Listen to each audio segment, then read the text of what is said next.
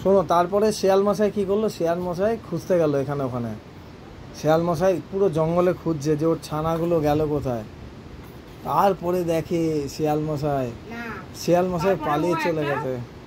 পন্ডের মধ্যে লুকিয়েছিল ক্রোকোডাইলটা, যে এখানে তো শিয়াল জল খেতে আসবে, তাহলে যেই শিয়ালটা আসবে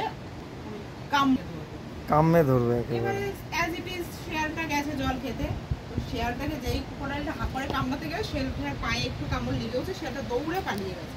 তো তারপরে তো বুঝতে পেরে গেছে যে এর মধ্যে ক্রোকোডাইল আছে। তখন শিয়াল বুদ্ধি করে বলছে, যদি এই জলের মধ্যে, এই পন্ডের মধ্যে ক্রোকোডাইল থাকে, তাহলে জলটা ঘোলা হয়ে যাবে, তাহলে মানে জলটা ব্ল্যাকি হয়ে যাবে, একটা মানে মাটি কালার, মাটি হয়ে যাবে, মাটি ওয়াটার হয়ে যাবে। তাহলে এই জলটার মধ্যে, তাহলে আমি এই জলটা খাবো। তার মানে কি, ক্রোকোডাইল থাকলেই তো জলের হয়ে যাবে না। ক্রোকোডাইল কি করে, লেজটা নেড়ে দিল, মাটি হয়ে গেল, শিয়াল ওখান থেকে দৌড়ে পালালো। শিয়াল খুব চালাক, শিয়াল কত চালাক দেখেছো? খুব চালাক শিয়াল। নাও, অনেকগুলো গল্প হলো, তাহলে নেক্সট কি গল্প?